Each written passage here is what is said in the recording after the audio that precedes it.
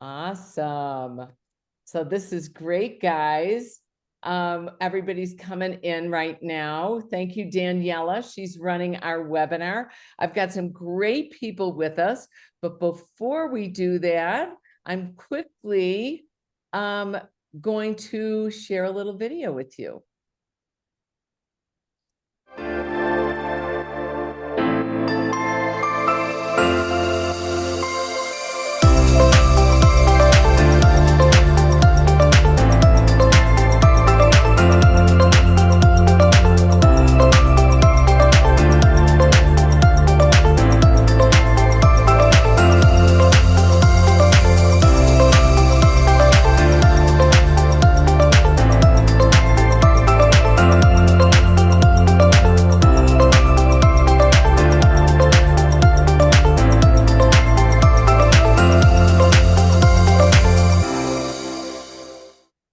Wonderful. I'm so glad you guys were able to join us this evening. It's kind of crazy. We have 120 people that are registered, but my guess is we're only going to have 30 of you show up, and then we'll put all the recordings. We'll make sure to send it out, post it on social media and everything. Well, I have 4 wonderful guests with me today. I have Jonathan Mike. We just redid his whole bio, so this is kind of exciting. He is formerly a teacher in exercise science and sports performance, but right now John is traveling around the world. He's written 13 different book chapters. He's done 120 events across the world. He's got a PhD in exercise sports science, and he's also in the middle of writing a book on strongman training for human kinetics. So we're very excited to have Dr. Jonathan Roth with us. We also have Christine Conti. Very excited to have Christine. I can't really figure out if she cut her hair or not. That was the biggest dilemma I had when she showed up. It's still there. She is the wonderful new CEO of FitFlix Now. All right, I'm going to do this again. FitFix Now. There we go. FitFixNOW.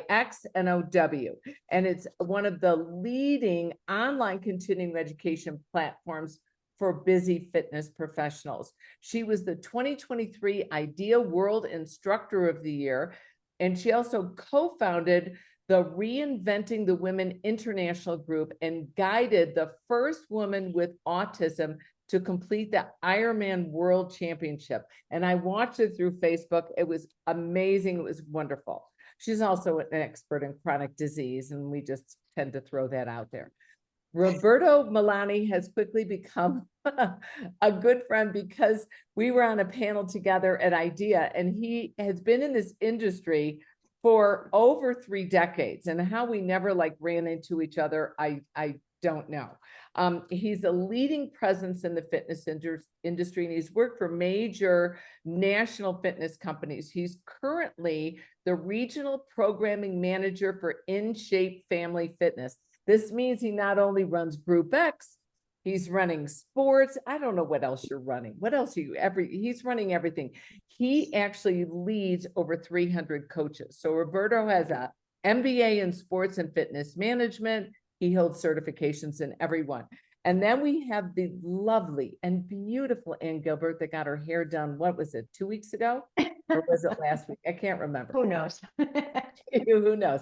She rebranded her facility. It's an all-women's facility, a very successful facility in Florida called Fit Her. I love that name. Health and fitness for women. She leads over 50 personal trainers and group fitness instructors.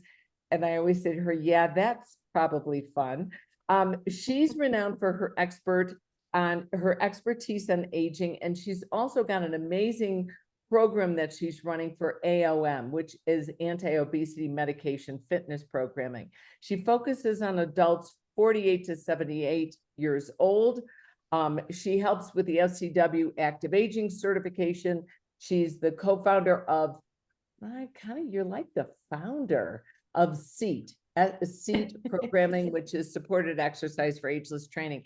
Anyway, we also have Daniela Verducci, who's helping us run this webinar this evening. And we are going to just jump right in.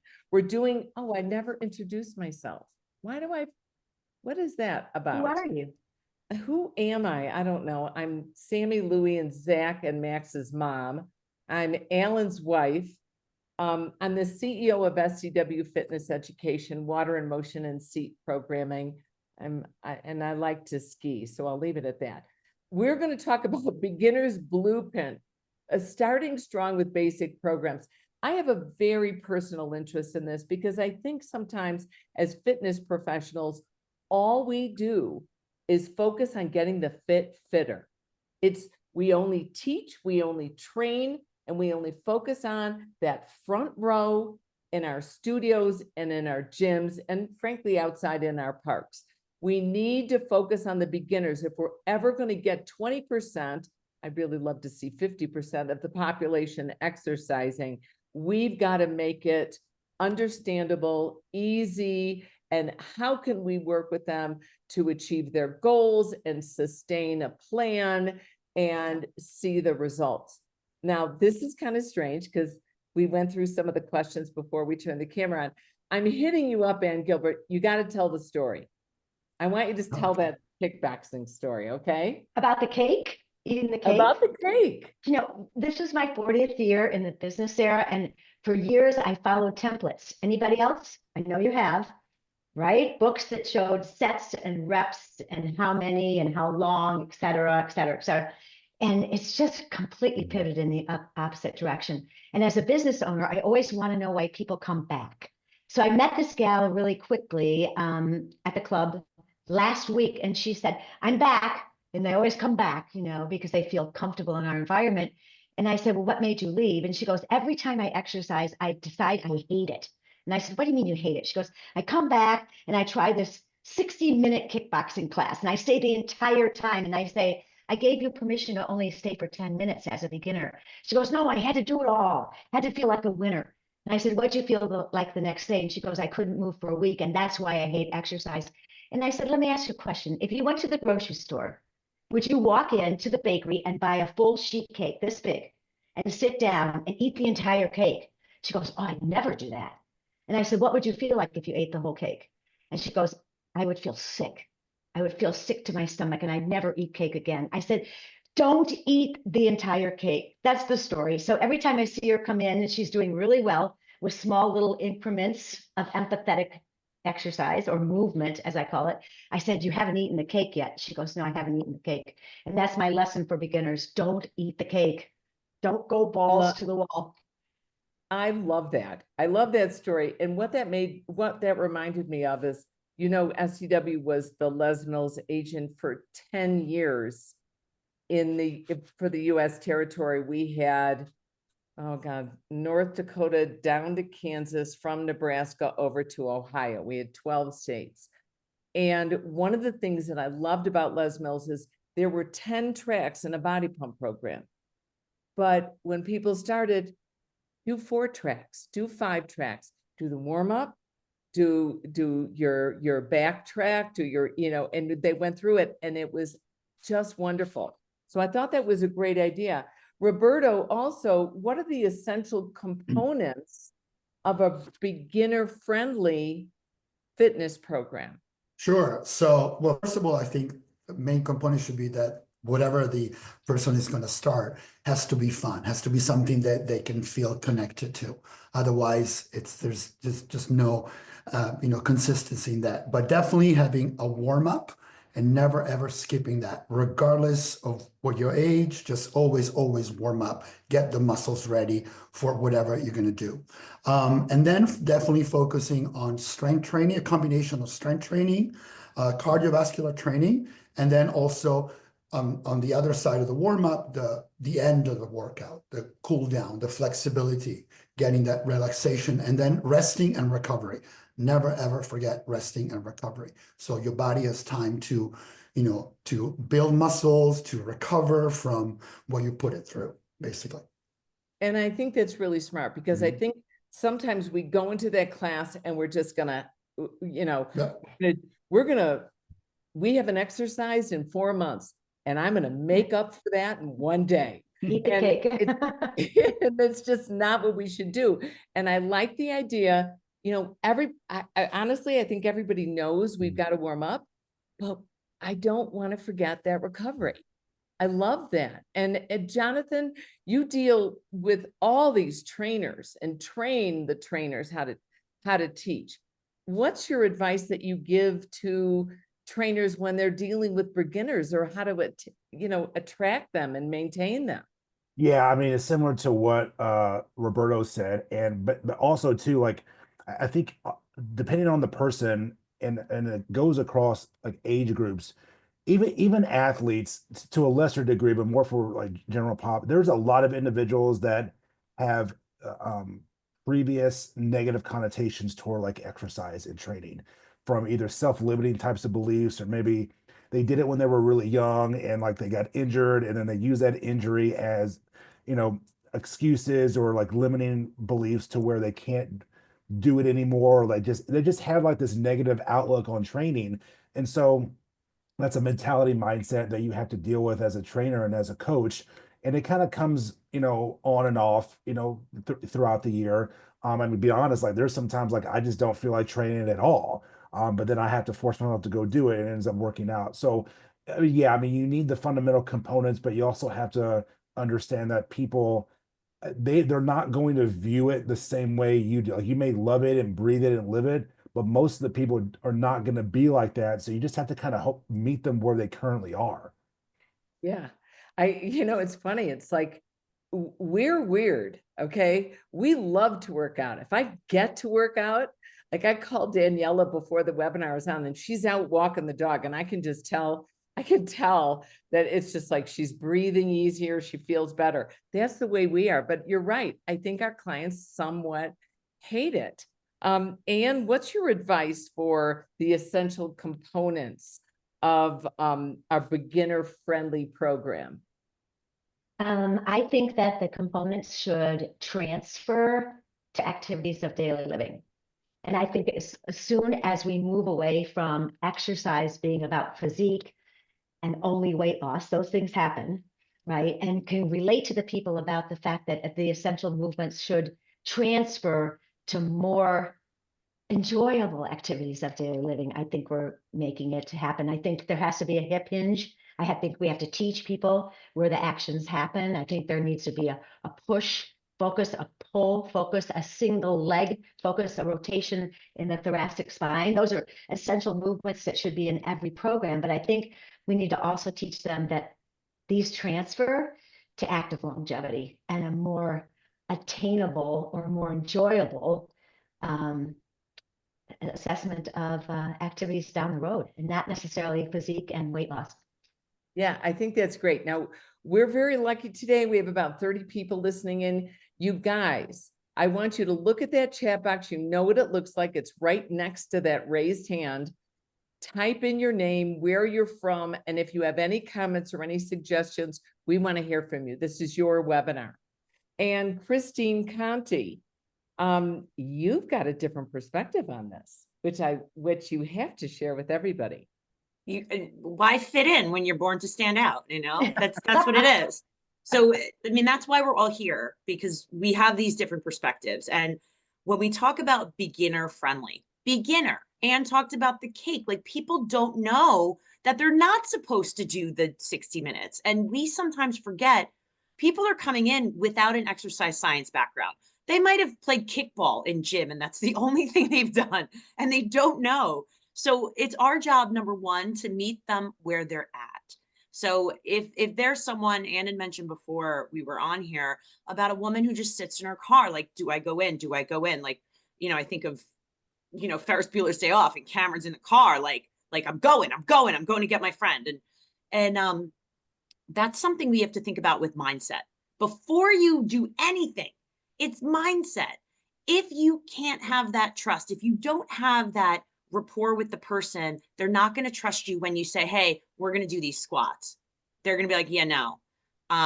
Honestly, for most, I would say most people, I'm going to generalize. Most people, exercise is not like, yeah, this is awesome. No, it hurts. It's uncomfortable, right? You feel it. You're sore. So what's the mindset like? Where's your mind at? Hey, how you doing? What's going on? oh, what, how's your family? How's cat Fluffy? How's that? Those soft skills, those touch points are first and foremost before you even sit down and ask them hard assessment questions about their medications and their surgeries and what's that lighthearted banter that you're going to have before that happens, because those are the steps that now lead into the warm up. Like you said, we need a warm up. It's breaths. Clear your mind. Let's leave all that extra stress outside. And then we move into the And we physical, move in. because without your mind, you got nothing. Yeah, yeah. And that's our foundation. That's really going to help us. Now, Roberto, you're managing like these 300 you're managing 300 leaders. All these people are used to being in charge, wearing a bra top and a microphone. Sorry, Jonathan, Mike, maybe, but they're leaders and they have to listen. So do you set up beginning classes that are 30 minutes or 45 minutes, specific classes? Do you select a time of day? How do you herd the cats? How do you get them all on the same page? Yeah. So at InShape, so we have a series that we call Simply, like Simply Yoga, Simply Pilates, that basically it is for beginners. However, we don't have really any level for any of the classes that we put on our menu, on our schedule. We believe that it's always for all levels, but every single coach, every single instructors that we have and InShape, they know that they need to be able to adapt the workout to anyone. And that's also why it's super, I always stress it out to all the coaches that it's super important to always ask who's new to class. Now, you're definitely going to have those people that they will never raise their hand and say, I am new, because they don't want to be sort of, spotlighted by everyone, but you can see it. So it's really up to the instructor to really find out who that person is. And actually, we work a lot through our front desk.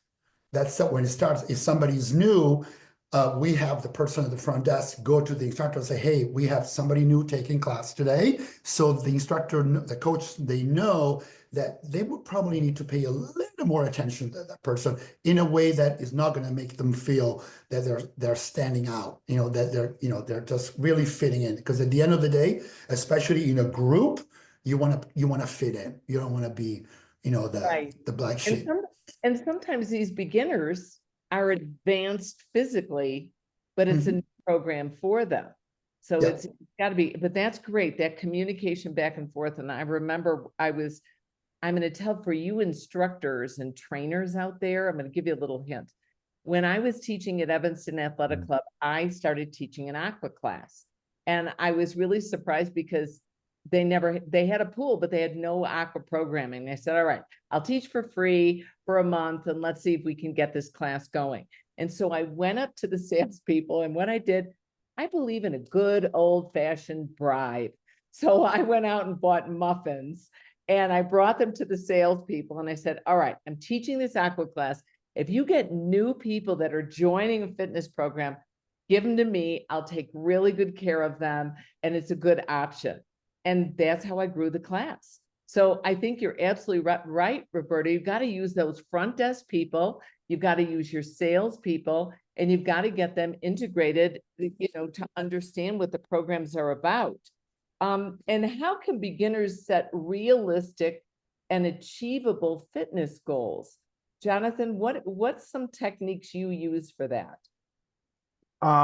Aside from like initial assessments, I'll typically dive in a little bit more and obviously get more of like their background information, like why are they here, like what is it they want to really like achieve, both performance, could be body composition, stuff like that. So there's somewhat of a standardization, there, but a lot of times they are not as clear as you want them or hope for them to be. So you kind of have to poke and prod a little bit. Oftentimes people want to achieve a certain level of fitness or physique status that they see online that they want to emulate from someone that they know or see, or celebrities or whatever it may be.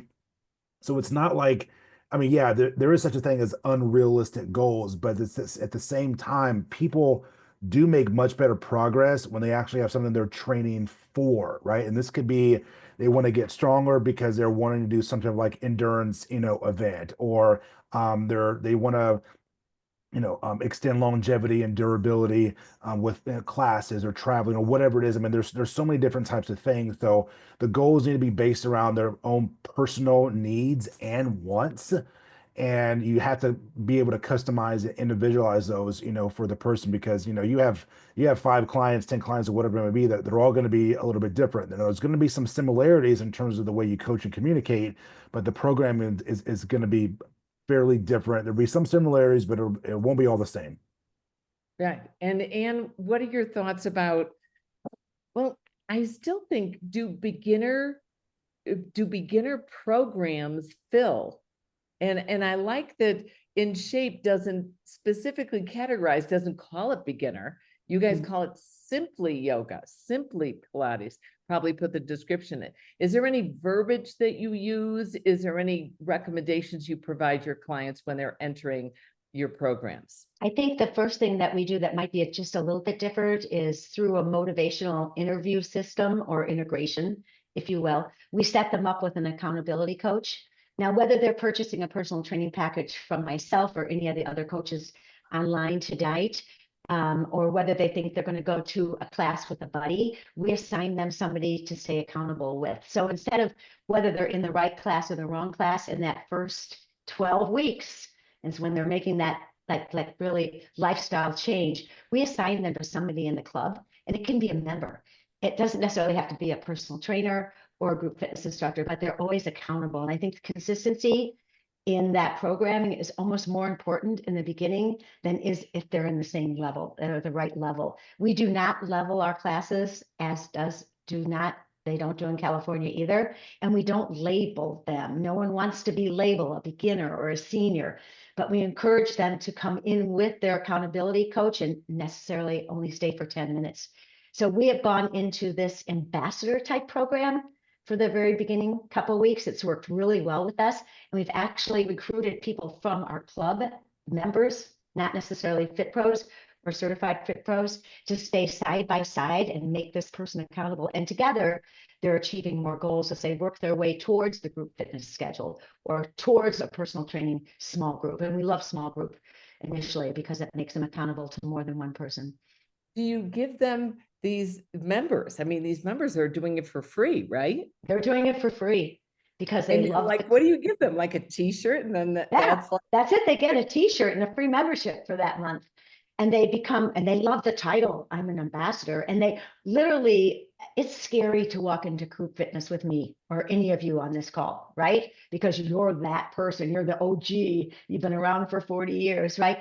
Instead, they walk in with a fellow member who's also on a journey that's moving on a continuum from A to B. And it makes, like Christine said, them feel comfortable in their own skin. If they don't like themselves in the mirror, they can walk out. Doesn't matter what class it is. So we have gone back to this old school baby step theory, and we use this ambassador system, and it works great. Great. That is a wonderful idea. We got a great comment from Chris from Lake Bluff, Illinois, and they wrote, "This is so important to catch those newbies, to make eye contact and to get their names." So I like that. That's, in a group. In a group setting, in a small group setting.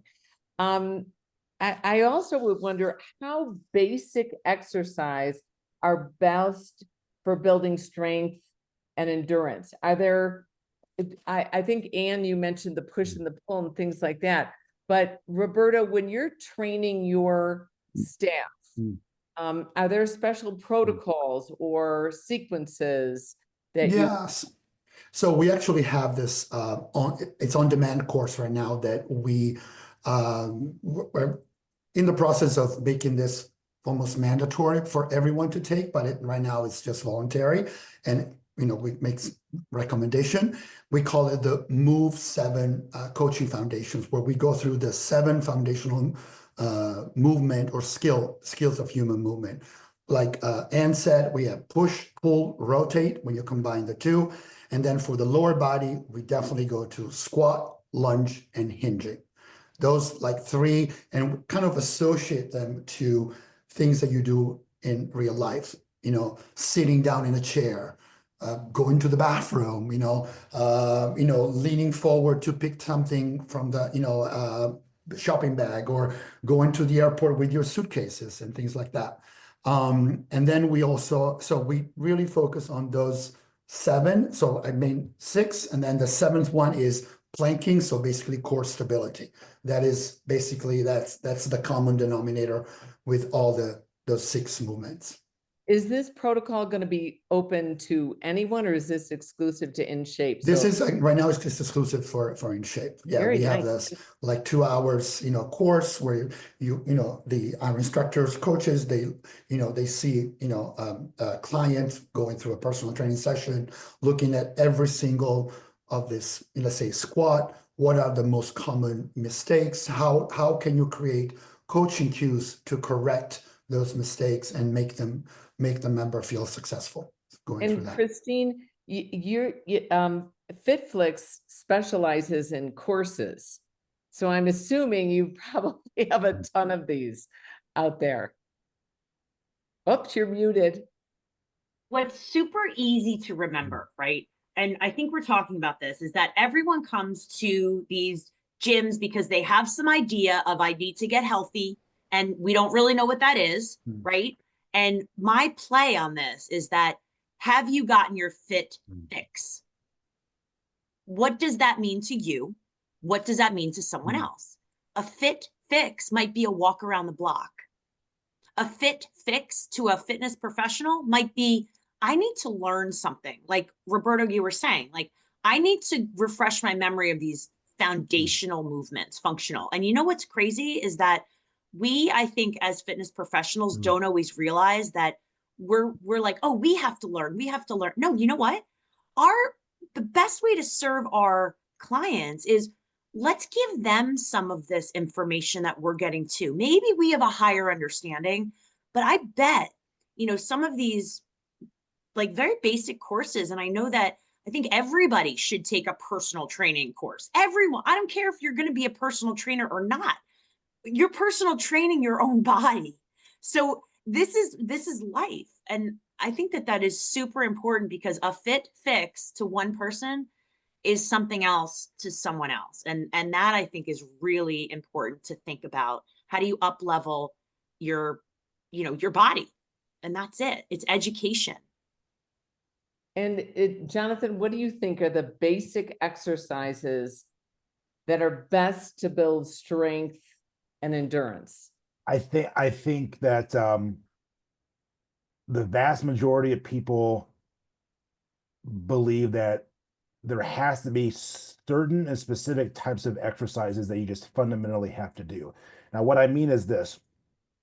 Yes, you have the push, pull, rotate, hinge, stuff like that. I would sometimes kind of reverse engineer, like basic flexion, basic extension, side bend, rotate. Now, it doesn't always have to be with weight, right? So there's always going to be those fundamental, movement patterns. Like, I'm really big on rotation, obviously, for both, all age groups, all demographics. People have no idea the amount of rotation it takes to just do basic tasks, like, walking, stuff in the gym, like just daily tasks. And so I've often spoken about on other podcasts that I've done about kind of like the 3 sort of pillars that I've named, and it's more of, what is the skill? Like, is something like high skill, high physically demanding, and it is high like low demanding, right? So is it a high skill or low skill? Is it high physically demanding, or is it like a high load type of demand, right? So you take something, for example, like a barbell squat. Okay, well, that's high skill. It can be high physically demanding, and it can be like a higher load, right? But then not everybody really needs to do a barbell squat. Like, not everything is a barbell, dumbbell, or a kettlebell. They can just do something like a kettlebell goblet squat, which is a low skill, low technicality, and low physically demanding, right? So you have to be able to kind of adjust programming and customization based on what load tolerance, but you never really want to introduce higher skill, higher technicality movements for beginners, and even some intermediate people don't even need to do them. Yeah, the higher skill, because it's also off-putting. Like, and when you're, I know when you choreograph seat, what I love what you do is like, you even put in movements where people bend over and pretend they're putting on their socks. And that just cracks me up. And I think that that's interesting. What are some of the other basic moves that you include? Well, I think, again, it's movements that make people understand, that could be the mindset or where they're going next, that this movement will transfer to a more enjoyable act of older adults aging or their last inning. And people want to play the baseball game all the way through the ninth inning, right? They don't want to sit on the bench. So if you can make them understand through mindset coaching, Christine, and all of these essential movements that we've all been talking about, that everything they're doing transfers to more enjoyable longevity, more active and enjoyable optimal longevity, that they understand and they fear less the movement and they're more engaged in, like what Jonathan says, this is appropriate for this movement. A client of mine that wants to go on a safari pays her life savings as a widower to go all the way through the jungle, leave the bus of all the other tourists and go all the way through the jungle to see the gorillas. She has to learn to walk again, starting at ankle mobility, and build strength throughout her body and add that rotation to be able to push through those bushes and leaves to get to see what she's paid her life savings for. So I think when you start to relate to people that these base movements mean that they're going to have a better self-efficacy as they age, or get through menopause better, or be able to climb the bleachers better, they stop thinking of it as a chore to exercise and go through those joint movements instead of joy. And Christine, you had alluded to, before we turn the camera on, about an umbrella. Can you share that idea with us? Okay. So I love to have people, before I work with them, it doesn't matter what the heck we're doing, exercise, business, you name it. I have them draw an umbrella. And I say, okay, an umbrella is made up Wait a of minute, wait a paddles. minute. Is this a full like circle Yeah. umbrella? Like Yeah? an umbrella, like a regular umbrella that you hold, like it's raining. I got an umbrella. My hair is going to get messed up. So I have them just draw an umbrella on a piece of paper, and umbrellas are made of panels. And I say, listen, if you're outside, right, and you have an umbrella and one of the panels is weak, you're going to get wet and you're going to be annoyed. It's not going to be great, right? So I want you to think of this umbrella as your health. And what are the aspects of your life that make up your health? And most likely people are going to write, family, my work. It could be stress. It could be sleep. It could be nutrition. It could be your pets, but every part of your life. And then you want to say, which one of my panels are really strong? Which ones are kind of weak that if I went outside, I'd be raining on and get wet. Those are the ones you need to work on. So I think of, when we set intentions before we work out or before we do anything, and intention is broad. Hey, one of the panels might be working out, right? Exercise. All right, well, great. We want to work on that. What does that mean? That's your intention. Well, first is why. Why do I want to exercise? Like, to all of our points, hey, you want longevity? You want to play in the ninth inning? You want to just sit on the potty and be able to get up and not stuck there? These are things that are very real. So give them this idea of a visual. And now that you've got this visual, well, how do we make this into digestible goals? Can't be like, oh, well, I'm going to go to the gym every day. I'm going to eat the whole cake, right? Like you said, I'm going to take a 60-minute kickbox. You're going to be incapacitated for the next how long? So, all right, well, I'm going to take digestible bites, 3 times a week for 30 minutes. I'm going to walk. I'm going to get those whatever 10,000 steps or whatever number you make up in your head.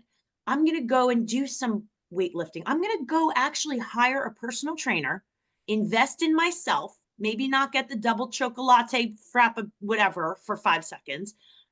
Think about it. I'm going to do that for me. And now you're not talking about weight right now. You're not talking about fitting into clothes. It's, do I hit the goals of just going? And that's something to celebrate, not the number on the scale, not the amount of weight you can pick up, not the how many reps you can do. It's those are the little things that are going to have huge, huge dividends when it comes to your health. And I love the umbrella because it's just so visual. And you sit there and it changes. Your umbrella changes throughout years, throughout, different phases of your life. But I like to practice that. I actually do it myself a couple times a year and think of like, and do I want to spend more time with the kids? Yeah. What do I do? That's a great thing because that works for you, that works for all of us as instructors and trainers, club owners, etc. And it's a wonderful thing to bring to our clients. Jonathan alluded to health history forms, maybe not, me being the lawyer, I'm thinking, oh, great, I'm gonna do a health history form and make sure I have a attestation clause at the end that says, I agree that I will only use this information for this initial interview, the lawyer in me saying, getting a waiver of liability and informed consent form. But it's great to get that information from your clients and reinforce. And you said, Christine, that you do it a couple times a year. We need to do it periodically with our clients. And I find it very interesting, and maybe I'm being naive.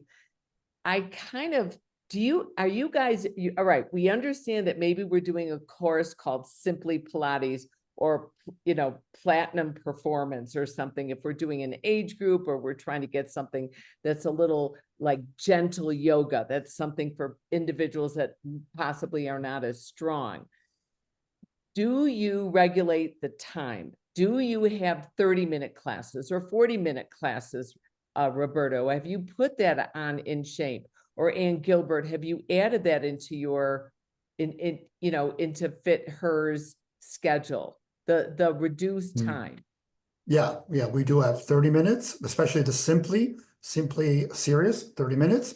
And then for most of the classes, we have either a 45 minutes or a 60 minutes class. That's really, it kind of, a lot of it depends on scheduling, unfortunately, especially if the club has only one studio and you have to manage, mind and body, regular fitness and cycling all together, right?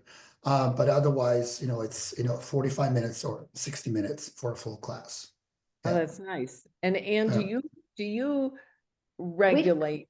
We've kind of gotten away from the 30-minute class, Roberto, just because I don't know if it's the traffic in Tampa, but coming all the way across town to take a class and it's just lasting 30 minutes. But what we've done is give everybody permission to leave at different times during the class and then socialize out into the foyer area, or what we call the recovery area of our club.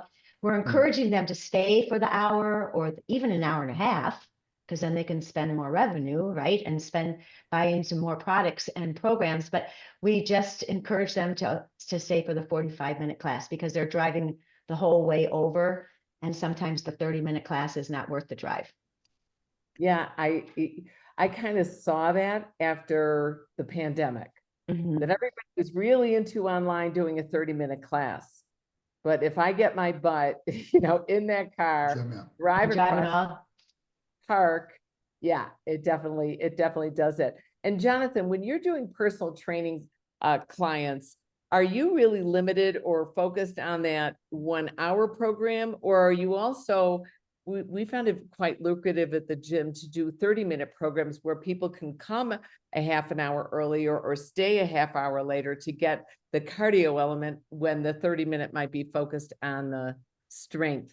Yeah, I've done both. I mean, if they want to come in earlier and get started, like that's fine. They want to stay later, like that's fine too. I mean, I think probably one of the worst things you could do is if somebody's showing a lot of enthusiasm or more interest and eager is to limit what they can want to do or maybe limit their time, on purpose. But, that's one of the benefits obviously with, small groups versus just true, one-on-ones. But I've done both. I mean, typically, now athlete speaking, it's a different story, right? I mean, you have these people that they just want to be in there all day long and be in there for 4 hours when they're really doing like an hour and a half's worth of like true work, right? So that's different type of mentality, almost the opposite extreme. But yeah, I mean, hour to hour and a half. I mean, most people underestimate the value of like a good hard hour to hour and a half of training. Like you don't need to be in the gym 6-7 days a week for 3 or 4 hours. I mean, there's just no need to really do that. I mean, yeah, there are people that do that, but I would actually argue to lower the frequency Mhm. and the junk volume and just focus on higher quality sets and reps and becoming more familiar with, kinesthetic awareness, how you're responding, like get all these, ducks in a row for what you want to achieve. Yeah, I agree with you. And I also worry about that overuse, you know. Real quickly, you guys, I'm just going to show you what Mania has to offer. We've got a new video, so here we go.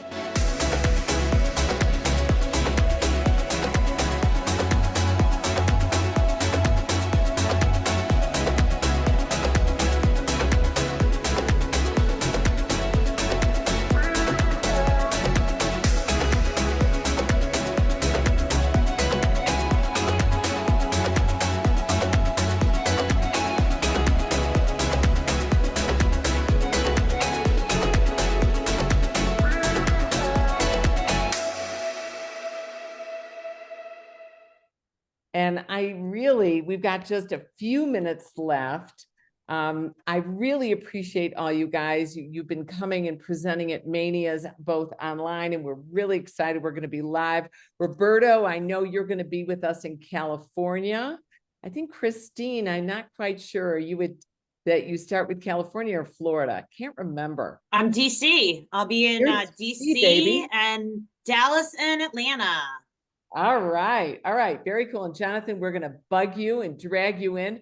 And Ann Gilbert, I know you're missing one of them. I think you're missing California because your son is graduating, but we're just thrilled to have you at all the shows. So quickly, you guys, give me, if you wouldn't mind, a closing remark about Beginner's Blueprint. What's the number one thing you kind of hang on to make sure you're starting an appropriate basic program? All right, who wants to go first? Roberto.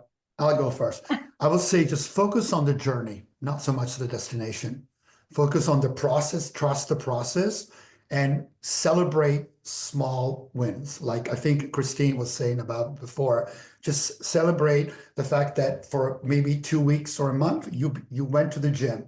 Even though you might have not done everything that you wanted to, you got your butt at the gym and you did something.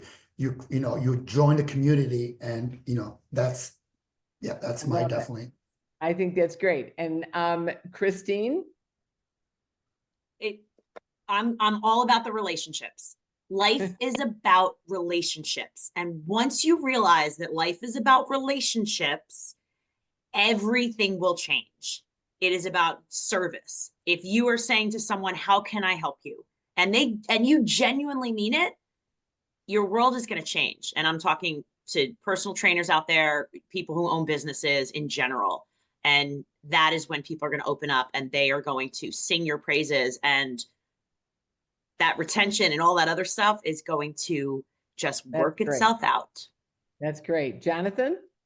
Yeah, I think you need to focus more on obviously the connection process of connecting yourself both kind of mentally, physically, and even emotionally, with training and understanding how the process works, because where you are now is not going to be where you're going to be in a year from now or 5, 10 years from now. And goals do change over time. It most certainly does. And so, focus on the smaller wins to lead to big victories, because it ultimately comes down to, lifestyle change. Cool. All right. Last but not least, Ms. Gilbert. Yeah, thanks for saving me to the end. I think that we as fitness pros have to help all the beginners find an accountability partner, whether it be an instructor, a coach, a program, some support system. I think that's a big win for all of us. If we could just reach to that person on those first couple of days that they start that journey and moving from A to B on a continuum, that they find an accountability partner of some kind. That's fantastic. I love this. Now, I want you guys to remember that next month we have wonderful webinars joining, and we also have None of Your Business. So if you guys are business owners or looking to enter business, watch out for those webinars. Stay in touch with our Mania conventions. Daniela, thank you so much for running this. And I want to thank you, Ann, Jonathan, Christine, and Roberto. Thank you for joining us. I'm Sarah Cooperman, CEO of SCW. Take care, everybody. Have a great night. Thank you.